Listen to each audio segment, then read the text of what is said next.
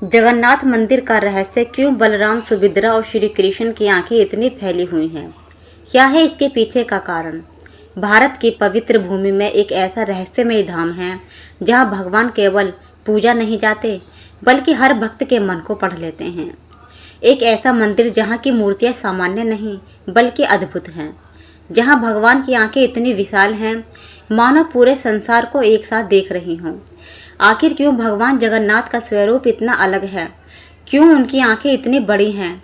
और क्यों आज भी पुरी का यह धाम विज्ञान और तर्क से परे अनगिनत रहस्य को अपने भीतर छुपाए हुए है? कहा जाता है कि यहाँ आने वाला हर भक्त खाली हाथ नहीं लौटता। कोई शांति पाता है, कोई भक्ति, तो कोई ऐसा अनुभव जिसे शब्दों में बयां नहीं किया जा सकता। जगन्नाथ धाम केवल एक मंदिर नहीं बल्कि आस्था, प्रेम और दिव्य रहस्यों का महासागर है।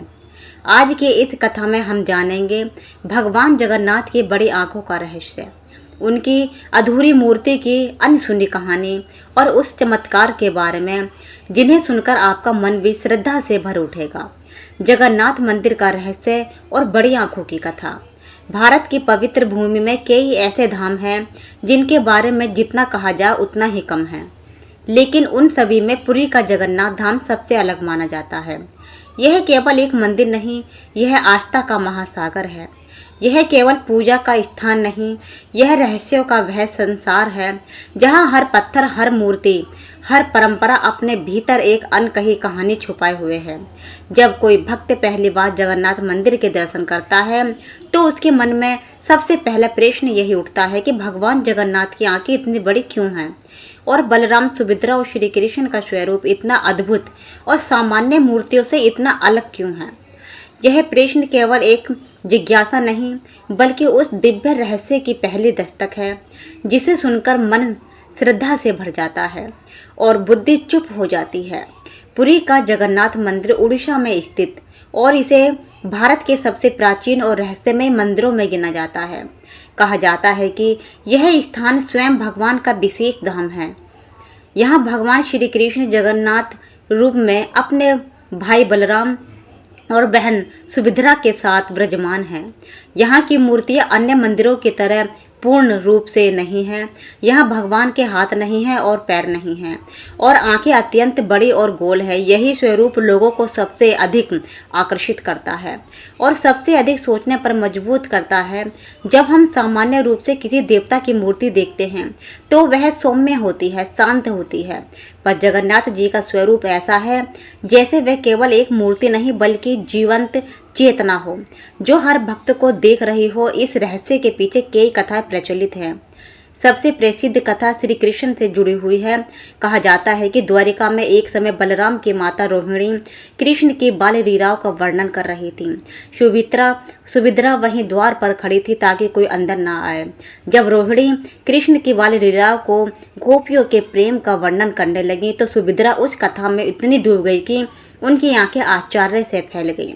उसी समय श्री कृष्ण और बलराम भी वहां आ पहुंचे और तीनों एक साथ उस दिव्य भाव में लीन हो गए। ऐसा माना जाता है कि उसी क्षण ब्रह्मांड ने यह स्वरूप देख लिया जिसमें बलराम, सुभद्रा और श्री कृष्ण की आंखें बड़ी हो गईं। यह केवल बाहरी रूप का परिवर्तन नहीं था बल्कि एक अनंत भाव का प्रतीक था। जब प्रेम और विस्मय एक साथ मिलते हैं तब आंखें फैल जाती हैं और वही भाव जगन्नाथ रूप में सदा के लिए अंकित हो गया। एक दूसरी कथा के अनुसार जब राजा इंद्रद्युम्न ने भगवान के दर्शन किए तो उनकी भव्यता और दिव्यता देखकर सब भक्त विस्मय हो गए। कहा जाता है कि भक्तों की आंखें खुली की खुली रह गईं और भगवान ने भक्तों के उसी रूप को स्वीकार कर लिया। भगवान ने यह दिखाया कि अपने भक्तों के भाव को अपने रूप में धारण कर लेते हैं। इसीलिए उनकी आंखें बड़ी हैं क्योंकि वह सब कुछ देखती हैं। वे भक्त की श्रद्धा को भी देखती हैं, उनके दुख को भी देखती हैं, उसकी आशा को भी देखती हैं और उनके मौन प्रेम को भी देखती हैं। यही कारण है कि लोग मानते हैं जगन्नाथ जी की आंखें केवल आकार में बड़ी नहीं बल्कि करुणा, ज्ञान और सर्वदर्शन का प्रतीक है।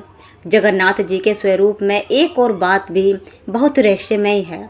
उनकी मूर्ति अधूरी सी लगती हैं, हाथ पैर कम दिखाई देते हैं और शरीर लकड़ी का है। यह भी साधारण मूर्ति कला नहीं बल्कि दिव्य परंपरा का हिस्सा है।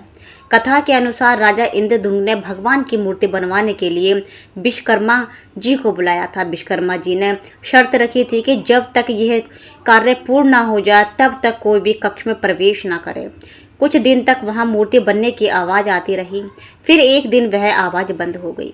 राजा को लगा कि कार्य पूरा हो गया है और उन्होंने दरवाज़ा खोल दिया। शर्त टूट जाने के कारण विश्वकर्मा जी अंतर्ध्यान हो गए और मूर्ति अधूरी रह गई। उसी अधूरे स्वरूप को भगवान ने स्वीकार कर लिया। इससे यह संदेश मिलता है कि भगवान का रूप केवल पूर्णतया में नहीं, अधूरेपन में भी दिखाई देता है। शायद यही कारण है कि जगन्नाथ जी का स्वरूप हमें मनुष्य जीवन की अपूर्णता के बीच में भी ईश्वर की उपस्थिति का अनुभव कराता है। पुरी का जगन्नाथ मंदिर अपने आप में अनेक चमत्कारों का घर है। कहा जाता है कि मंदिर के ऊपर लगा ध्वज हमेशा हवा के विपरीत दिशा में लहराता है।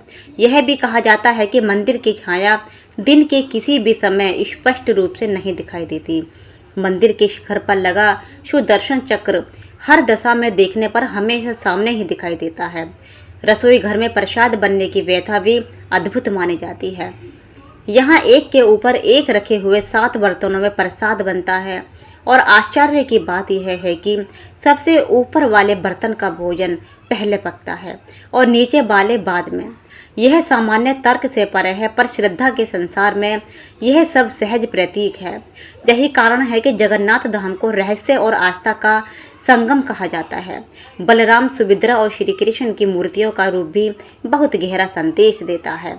बलराम शक्ति के प्रतीक है, सुभद्रा करुणा और संतुलन के प्रतीक हैं और कृष्ण तो लीलाओं में चेतनाओं के प्रतीक हैं। तीनों का साथ यह बताता है कि जीवन में शक्ति, करुणा और प्रेम एक साथ हो तभी पूर्णतया आती है। उसकी बड़ी आंखें यह संदेश देती है कि ईश्वर केवल देखने वाला नहीं बल्कि सबकी स्थिति को भीतर तक जानने वाला है। वह भक्त की हंसी में भी और उनके आंसुओं में भी हैं। वह बाहर के संसार में भी हैं और भीतर के भावों में भी हैं। जब भक्त जगन्नाथ जी के सामने खड़ा होता है तो उसे लगता है जैसे भगवान उसे देख रहे हैं और उनके मन की हर बात पढ़ लेते हैं। यही अनुभव इस धाम को जीवंत बनाता है।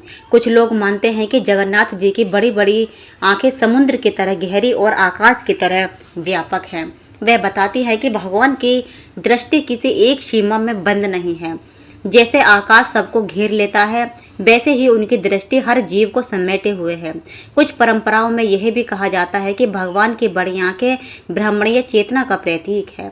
वह हमें याद दिलाती है कि संसार में कुछ भी हो रहा हो वह उसकी दृष्टि से बाहर नहीं, चाहे कोई छोटा जीव हो या कोई बड़ा राजा, सभी उनके सामने समान हैं। उनकी आंखों का आकार इस बात को घोषणा है कि ईश्वर की दृष्टि केवल देखने के लिए नहीं बल्कि जीवन के सत्य को पहचानने के लिए है।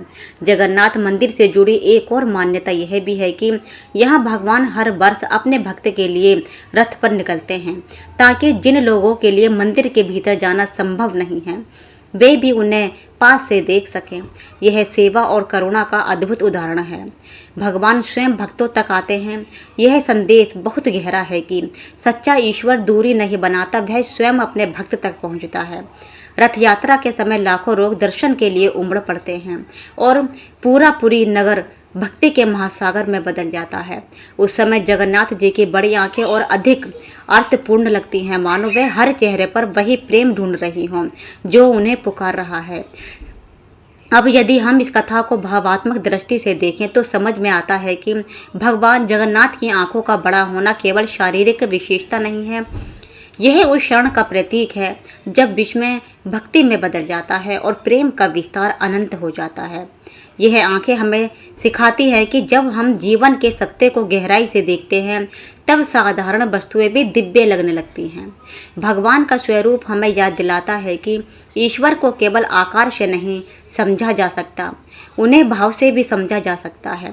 उनकी आंखों की विशालता उनके अनंत प्रेम की भाषा है।